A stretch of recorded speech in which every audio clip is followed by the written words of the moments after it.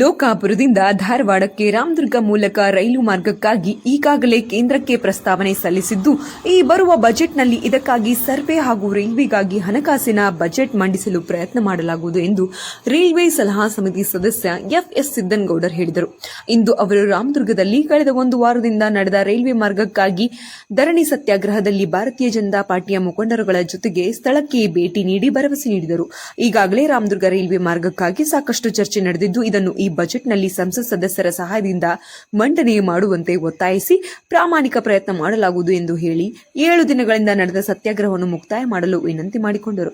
ಇದಕ್ಕೆ ಒಪ್ಪಿಕೊಂಡ ರಾಮದುರ್ಗ ರೈಲ್ವೆ ಹೋರಾಟ ಕ್ರಿಯಾ ಸಮಿತಿಯ ಸದಸ್ಯರುಗಳು ಮನ್ನಣೆ ಕೊಟ್ಟು ಇಂದು ಧರಣಿ ಸತ್ಯಾಗ್ರಹವನ್ನು ಅಂತ್ಯಗೊಳಿಸಿದರು.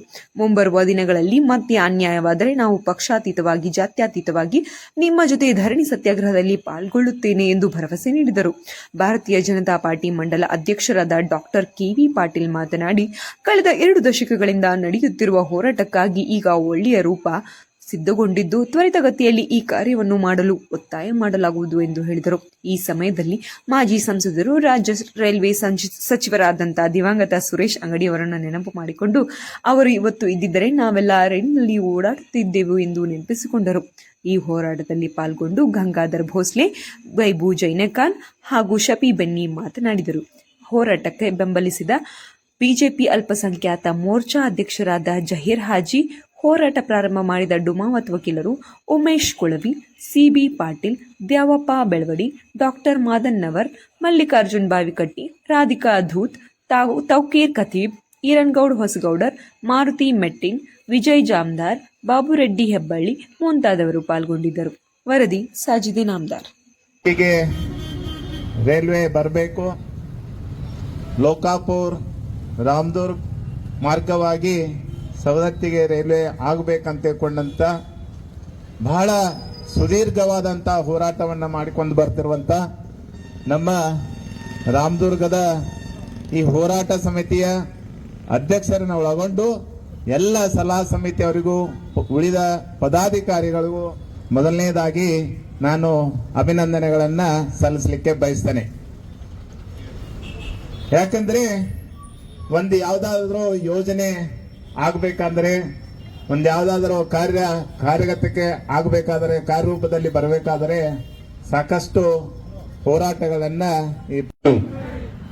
ಕಳೆದ 2 ದಶಕಗಳಿಂದ ಇದು ರೈಲ್ವೆ ಸಲುವಾಗಿ ಏನು ಹೋರಾಟ ನಡೀತಾ ಇದೆ, ಇದಕ್ಕೆ ಈ ವರ್ಷ ಕಳೆದ 2 ವರ್ಷಗಳಿಂದ ಬಹಳ ಮಹತ್ತರವಾದಂಥ ಬಲವಾದ ಬೇಡಿಕೆಯ ಸಲುವಾಗಿ ಇದಕ್ಕೆ ರಾಮದುರ್ಗ ತಾಲೂಕಾ ರೈಲ್ವೆ ಹೋರಾಟ ಕ್ರಿಯಾ ಸಮಿತಿ ಅಂತ ಮಾಡಿಕೊಂಡು ಅತ್ಯಂತ ಎಲ್ಲ ಸ್ಥಳದಲ್ಲಿ ಇದರ ಬಗ್ಗೆ ಜಾಗೃತಿ ಮೂಡಿಸಿ ಹೋರಾಟ ಮಾಡ್ತಾ ಇದ್ದಾರೆ. ಇದು ಎಲ್ಲ ತಾಲೂಕಿಗೆ ಈಗಾಗಲೇ ಹೇಳಿದ ಹಾಗೆ ಎಲ್ಲರಿಗೆ ಅತ್ಯವಶ್ಯಕವಾಗಿದೆ. ಇವತ್ತು ಧರಣಿ ಸತ್ಯಾಗ್ರಹಕ್ಕೆ ನಮ್ಮ ಸಿದ್ದನಗೌಡ ಅವರು ಸಹ ಬಂದಿದ್ದಾರೆ. ಅವರು ರೈಲ್ವೆ ಸಲಹಾ ಸಮಿತಿ ಸದಸ್ಯರು ಸಹ ಇದ್ದಾರೆ. ಡಾಕ್ಟರ್ ಕೆವಿ ಪಾಟೀಲ್ ಅವರು ಇದ್ದಾರೆ. ಇದರ ಇತಿಹಾಸ ಕಳೆದ 22 ವರ್ಷಗಳ ಹಿಂದೆನೆ ಈ ರೈಲ್ವೆ ಆಗಬೇಕಂತ ಏನು ಬೇಡಿಕೆ ಇದೆ ಅವಾಗಿಂದ ಹೋರಾಟ ನಡೀತಾ ಇದೆ. ಇದಕ್ಕೆ ಮುಖ್ಯ ಕಾರಣ ಅಂದ್ರೆ ನಾವು ಮೊದಲನೇ ನೆನಪು ಮಾಡಬೇಕಾಗಿದ್ದು ಆಗಿನ ಸನ್ಮಾನ್ಯ ರೈಲ್ವೆ ರಾಜ್ಯ ಸಚಿವರಾದಂತ ಸುರೇಶ್ ಅಂಗಡಿ ಅವರನ್ನು ನಾವು ಇವತ್ತು ನೆನಪು ಮಾಡ್ಕೋಬೇಕಾಗ್ತೈತಿ. ಅವರಿಂದಲೇ ಇದಕ್ಕೆ ಮೊದಲಿಗೆ ಚಾಲನೆ ಸಿಕ್ತು. ಅವರು ಇದನ್ನು ಸರ್ವೆ ಮಾಡಲಿಕ್ಕೆ ಸಾಕಷ್ಟು ಪ್ರಯತ್ನ ಮತ್ತು ಆ ಸರ್ವೆ ಸಹ ಒಂದ್ಸರಿ ಸರ್ವೆ ಸಹ ಮಾಡಿಸಿದ್ದಾರೆ. ಅವರು ಆ ಸರ್ವೆ ಆದ ನಂತರ ಈಗಾಗಲೇ ಗೌರವರು ಹೇಳಿದ ಹಾಗೆ ಅದಕ್ಕೆ ಸಾಕಷ್ಟು ಹಣ ಬಿಡುಗಡೆ ಆಗಿತ್ತು. ನಮ್ಮ ದುರ್ದೈವ ಕೋವಿಡ್ ಸಮಯದಲ್ಲಿ ಸನ್ಮಾನ್ಯ ಸುರೇಶ್ ಅಂಗಡಿ ಅವರ ತೀರು ಹೋಗಿದ್ದರಿಂದ ಆ ಕ್ರಿಯೆ ಮತ್ತೆ ಅಲ್ಲಿಗೆ ನಿಂತು ಹೋಯಿತು. ಆ ಅಧಿಕಾರಿಗಳ ನಿರ್ಲಕ್ಷ್ಯದಿಂದ ಅಂತ ಹೇಳಿದ್ರು, ಅಲ್ಲಿ ಆ ಫೈಲ್ ಮೂವ್ಮೆಂಟ್ ಆಗಲಿಲ್ಲ. ಆದ ಕಾರಣ ಅಕಸ್ಮಾತ್ ಅವರು ಇವತ್ತು ಇದ್ದಿದ್ರೆ ಇವತ್ತಿಗೆ ನಾವು ಎಲ್ಲರೂ ರೈಲ್ವೆ ಕಾಣಬಹುದು ಏನೋ ಅನ್ನುವಂತ ಪರಿಸ್ಥಿತಿ ಇರ್ತಿತ್ತು. ಈಗ ಇದ್ದಂತ MP ಅವರು ಸಹ ಅದಕ್ಕೆ ಸಾಕಷ್ಟು ಕೈ ಜೋಡಿಸಿದ್ದಾರೆ ಅಂತ ಹೇಳಿ ಈಗಾಗಲೇ ವೈಭು ಜೈನಖಾನ್ ಹೇಳಿದ್ದಾರೆ. ಅದೇ ರೀತಿ ಪಕ್ಷದ ಭಾರತೀಯ ಜನತಾ ಪಾರ್ಟಿ ರಾಮದುರ್ಗ ಘಟಕದ ವತಿಯಿಂದ ಈ ಹೋರಾಟಕ್ಕೆ ಸಂಪೂರ್ಣ ಬೆಂಬಲ ಯಾವಾಗಲೂ ಇದ್ದೇ ಇದೆ.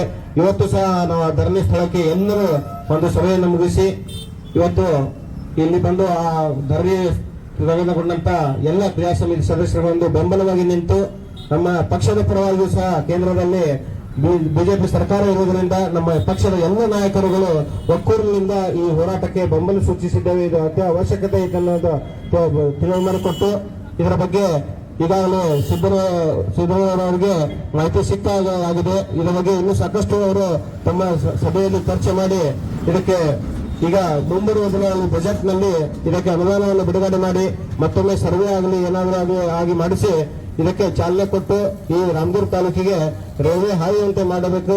ಇಲ್ಲಿ ಜನರಿಗೆ ಸೌಕರ್ಯವನ್ನು ರಾಮದುರ್ಗ ತಾಲೂಕಿಗೆ ಸಿಗಬೇಕಂತ ಹೇಳಿ ಅವರೆಲ್ಲ ಪ್ರಯತ್ನ ಪಡಬೇಕಂತ ಹೇಳಿ ಇಲ್ಲಿ ಮಾತನಾಡಲಿಕ್ಕೆ ಅವಕಾಶ ಮಾಡಿಕೊಟ್ಟಂತ ಈ ರಾಮದುರ್ಗ ತಾಲೂಕಾ ರೈಲ್ವೆ ಹೋರಾಟ ಸಮಿತಿ ಎಲ್ಲ ಸದಸ್ಯರುಗಳಿಗೆ ತಮಗೆಲ್ಲ ಒಂದಿಷ್ಟು ಮಾತು ಮುಗಿಸ್ತಾ ಇದ್ದೇನೆ. ಜೈ ಹಿಂದ್, ಜೈ ಕನ್ನಡ ಮಾತೆ.